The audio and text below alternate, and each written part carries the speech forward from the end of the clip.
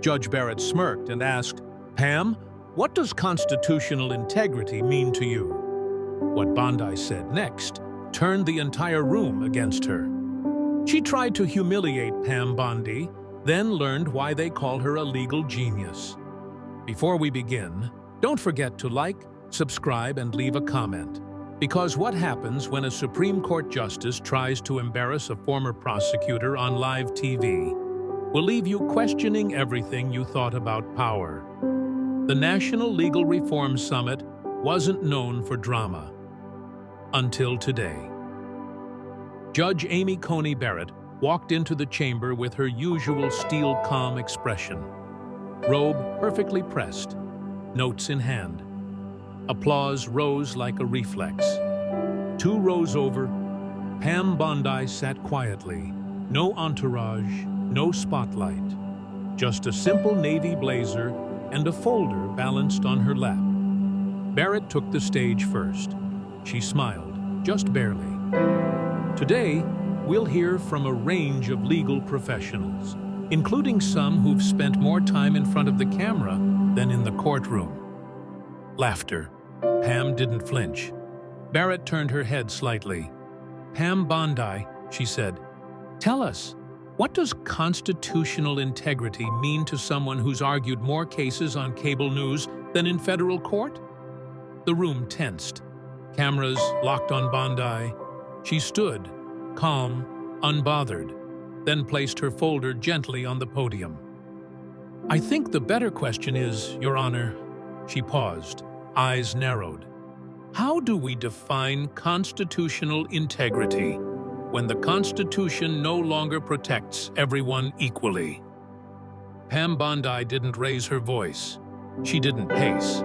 She didn't even look directly at Barrett. She simply opened the folder. The room leaned forward. "These," she began, holding up a stack of annotated briefs, "are 10 federal cases where constitutional protections failed the very people they were written for." Barrett folded her hands. "Cases fail for many reasons, Ms. Bondi. Strategy, evidence, emotion."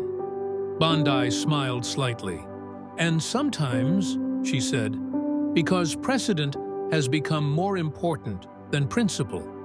She tapped the top of the stack. "Case number 4, she continued, involved a child with disabilities, denied the right to specialized support, ruled against on procedural grounds." Barrett sat straighter.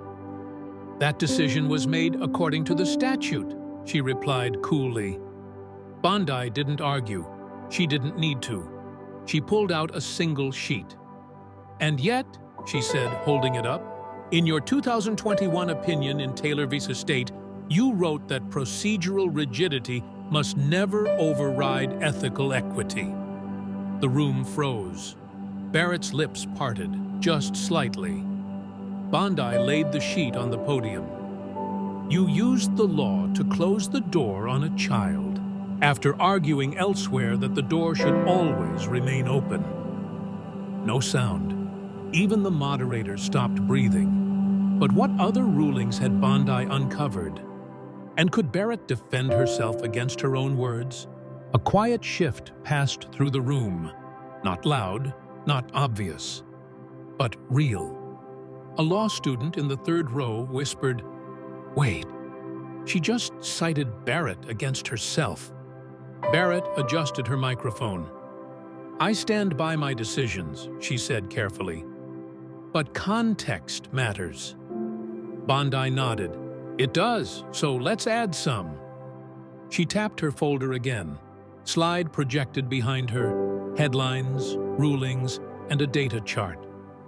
"Here's the statistical breakdown," Bondi said.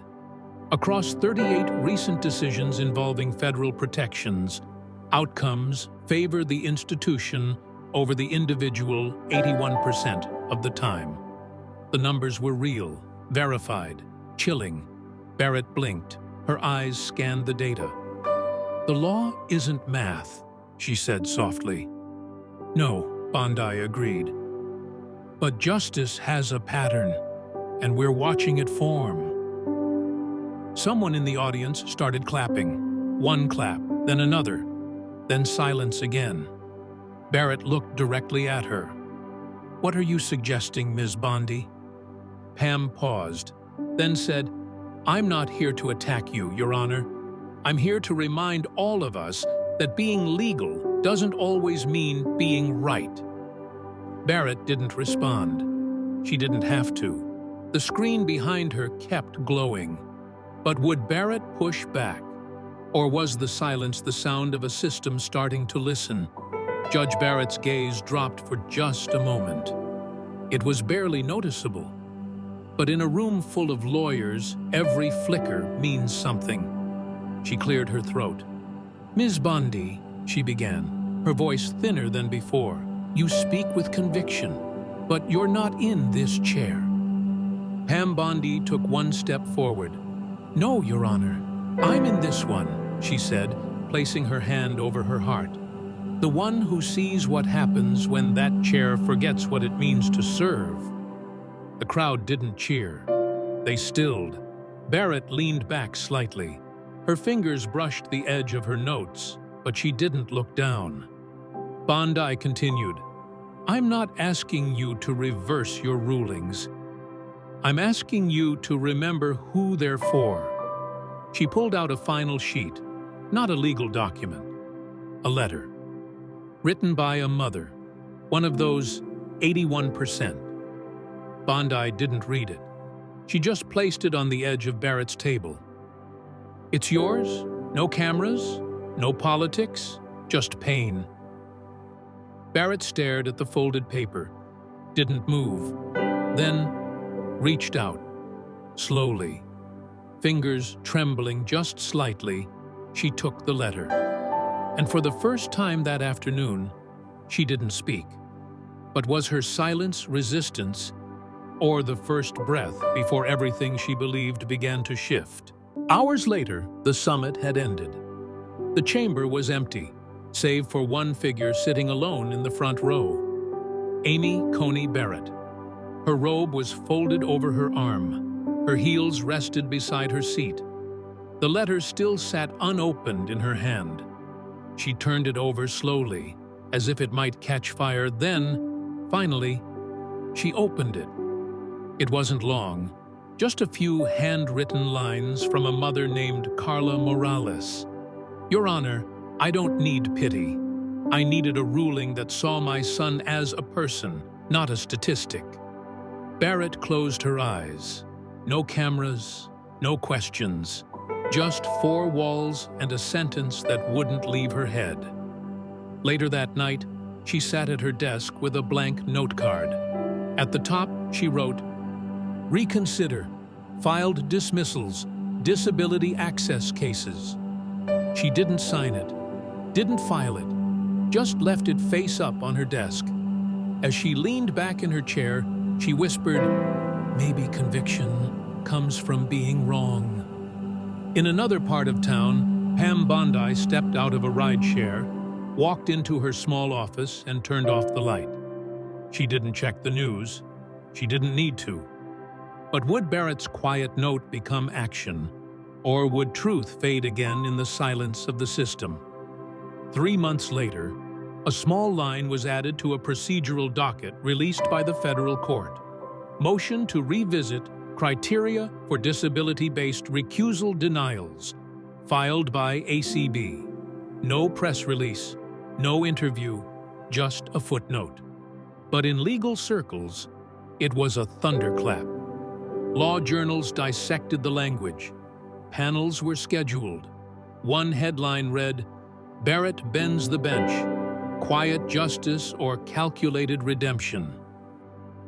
Pam Bondi never commented publicly, but in her hometown courthouse, she led a new legal education program called Words That Win, Advocacy Through Truth. In a classroom full of young law students, she wrote on the whiteboard, "Never confuse silence with surrender." A student raised their hand. "Ms. Bondi, do you think she changed?"